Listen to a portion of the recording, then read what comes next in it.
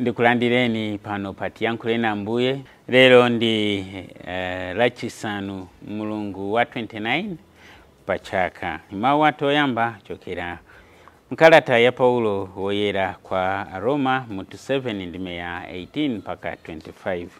Amene akutiwerengira mawu oyamba ndi Patrick Botman, a young Christian workers, kuchokera ku St. Paul's section, Our Lady of Help, Muwa Parish, mu Diocese ya Dedza.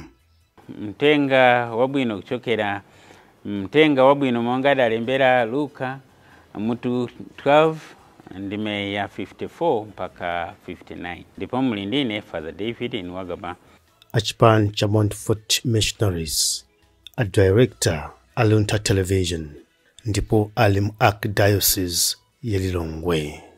Pakamera pali Felix Misumari. Mawu oyamba. Mawu amkalata ya Paulo woyera kwa Aroma. Ndikudziwa kuti mwa ine simukhala kanthu kabwino.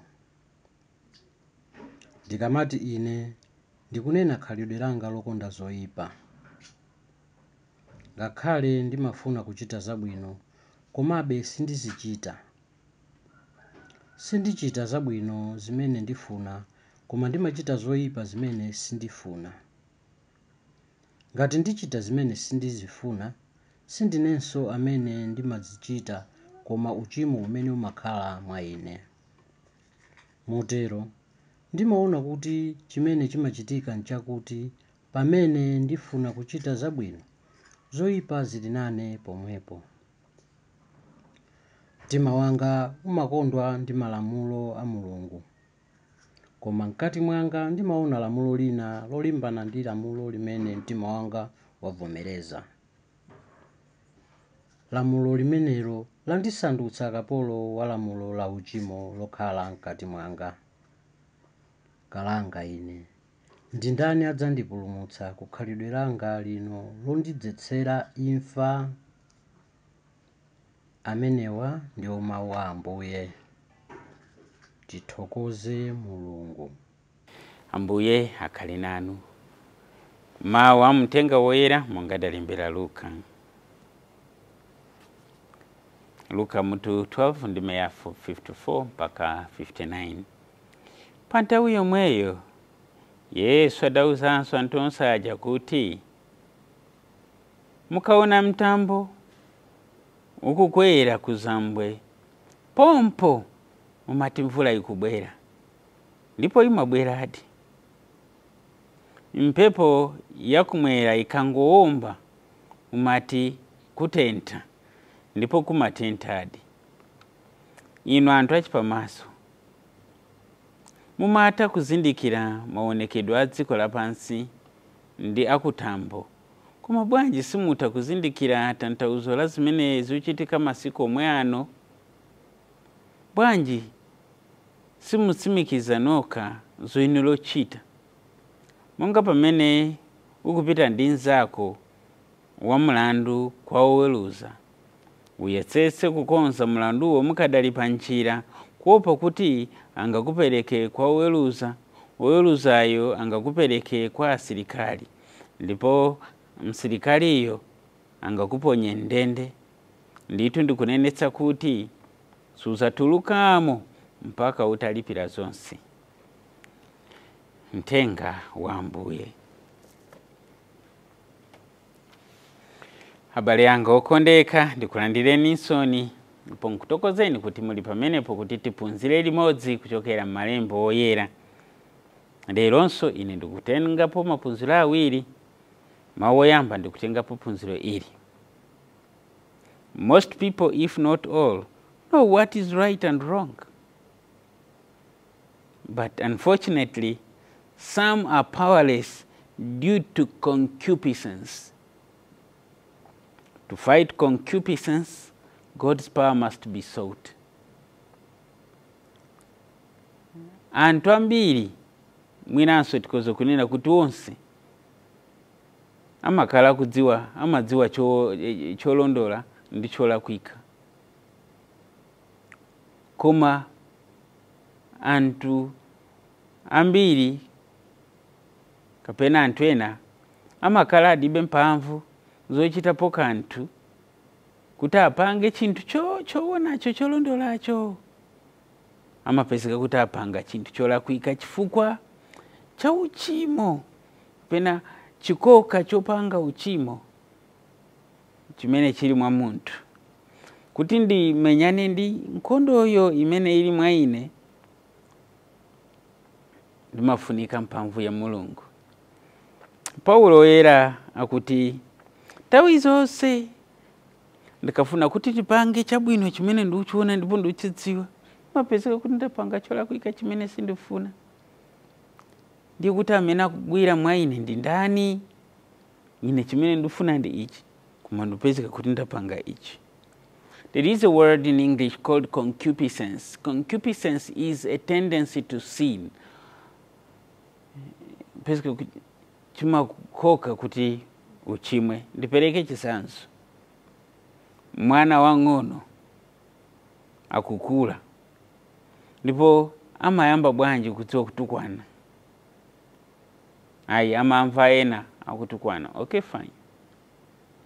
Amayamba kudziwa bwanji kuba. Pezeka kuti mbanjamo palibe munthu wokuba. Amayamba bwanji kunama. Zina zimaonjezereka ndi environment ya munthu. Koma pali kanthu kamene kali mwa munthu kamene kamatikoka kupezeka kuti munthu umafuna kupange zinthu zolakwika. That's concupiscence. Ndipo kuti ndimenyane ndi mchitidwewu, ngati ndilibe Mulungu sindingakwanitse. Mu AAA, Alcoholic Anonymous, anthu amene akuvutika ndi mwina vuto la mowa, sikutamakala kuti sawa kudziwa kuti zina zimachitisa manyazi, akangozizi mkakona kuti nkona kuti munthu analedzera wanyamuka kadzuka, mapezeka kuti wangozigwira chonchi. Amakala kuna kuti koma izi, koma mphamvu yoti ndisiye izi imakala kuti mulibe mwa munthu, ndipo mafuna tandizo la anthu ena kapena Mulungu. Wansembe wina nzanga, Father Brendan Shannon, may his soul rest in peace, anali Mission of Africa, ndipo anagwira ntchito ku Zambia. Amachokera ku dziko la Ireland, ndipo anagwira ntchito kwambiri mu dziko la America. Tinakumana ku Uganda, ndipo amapereka chisansochi. Anati ndimakala nyumba ina, ndipo panali mtumiki wa Mulungu wina, simba mene chakumwa amapyontapo, ndipo amapyontapo nafika po kupitirira mu Yesu. Ndipo tsiku lina asupiriyo hawa nawaitana na wakadzika yapo kuti bambo ndifuna nditakuyankhula. Kuti eya, koma ukudziwa kuti mowa ndi ndani wako? Anamwetulirako nkukala chete nkuyang'ana pansi pang'ono. Atanyamula mutu anati eya, asupiriyo eya ndudziwa. Ndipo mudziwa Baibulo mmawerenga, Yesu analemba m'Baibulo mukawerenge namati muzikonda adani anu. Ndiye nanenso ndiyenera kukonda ndani wanga amene ndi mowa.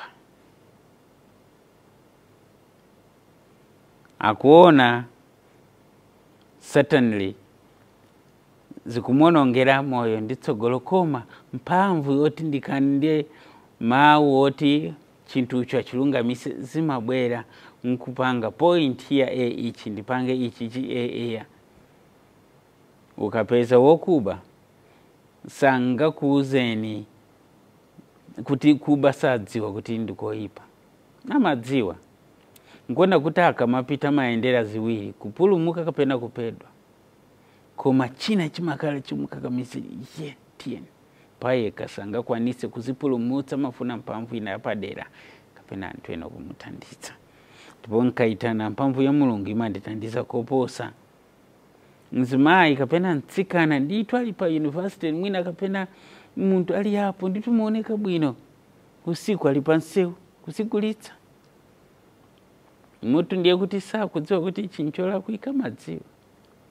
Koma mphamvu mwa muntu yo imakhala kuti ntisiye izi simakhala kuti mphamvu mwa muntu mulibe concupiscence, a tendency to sin. Osuta tumuntu amati ndasiya. Ndiye akakhala amakhala kuti akulubaluba okay ndingosutako pang'ono lero loka. That is concupiscence, a tendency to sin. Kuti ndimenyane ndi nkhondoyo mwa ine kupanda mulungu zingateke. Of course anzanga kozo nditandiza kuma mulungu ainiro kalamoso. Phunziro lachiwiri limene ndikulitengapo lero ndi ili: sorry is lighter than a punishment your action deserves.